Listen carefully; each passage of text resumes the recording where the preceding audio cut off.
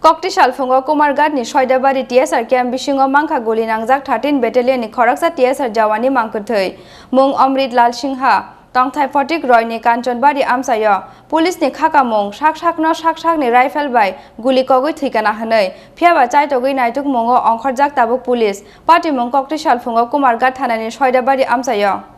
Kokti Shalfungo Kumargadni Saidabari TSR Camp Break Bisingo Goli Nangjak Khoroksa TSR Jawan ni Mangkwthwoi Manmani Party Mungo Kemamo Klaijak Amsain Lukuro Koktumau Saimanjaka Kokti Sal Aisugo Slai Kongmani Khorang Khnamani Saidabari TSR Camp ni Alka Jawan Rok Break Bisingo Thangai Naiba Goirogi Klaijak Amrit Lal Singha Mungoi Khoroksa TSR Jawan Thunai Amrit Lal Singha ni Tongthai Photik Roy ni Kanchanbari Amsayo Koktuma Mankeno Saidabari TSR Camp Thangai Soika 13 Battalion ni Commandant Dai Hangkoni Additional SP no Khoboi Kumargat Thanani Police Police ni Khakamung Saksangni rifle by Guli Kogoi Thikana Hanoi Phiaba tamani bagai saksangno buthanani nangkha o TSR Jawan অবনতি আসাইজাক দাল বিদল সুমং অনুমান 8টার সময় আমরা থানাতে একটা telephone পাই যে সায়দাবাড়ি যে আমাদের TSR 13 ব্যাটালিয়ন TSR এখানে ওনারা ডিউটির জন্য থাকে তো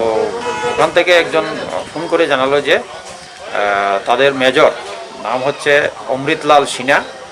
ওনার বাড়ি কাঞ্চনবাড়ি তো বয়স 56 এরকম হবে তো উনি গুলির দ্বারা আত্মহত্যা করেছে তো সেই খবর পেয়ে আমরা যথারীতি যেহেতু আর্মস দিয়ে আত্মহত্যা করেছে এরকম রিপোর্ট তো আমরা যথারীতি আমরা ফরেনসিক টিম এবং এক্সিকিউটিভ ম্যাজিস্ট্রেট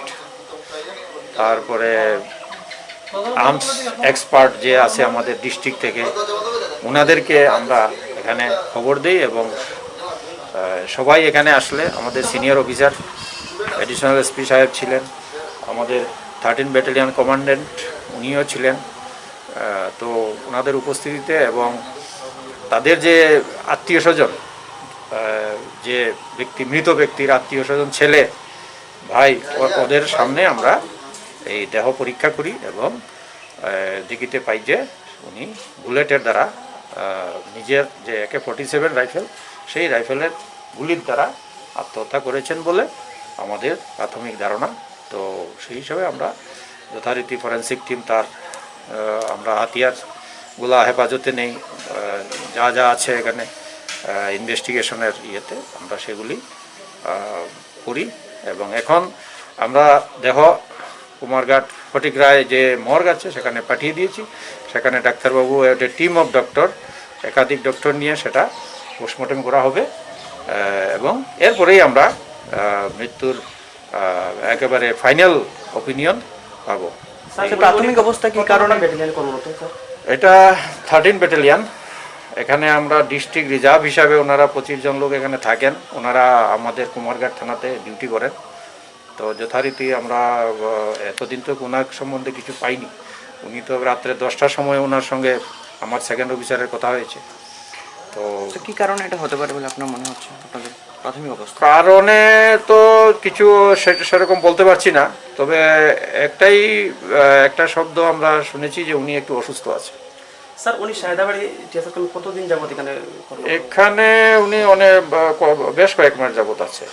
উনি ডিউটি করতেছে অনেক দিন যাবত বয়স কত বছর পার্টি মুনতুই কমামো ক্লাইজাক তাবক নখুনি বরং খবই আমচেন জত লুকুরক ফিয়াবা পুলিশ নাইতু মুঙ্গ অংখরি যে ফাইনাল 6 কবি পার্টি মুনি বুতং অব জরা নকক সাইसिनाय কুমারগানি সিমি বিপ্লব ককথম চিনি খরাং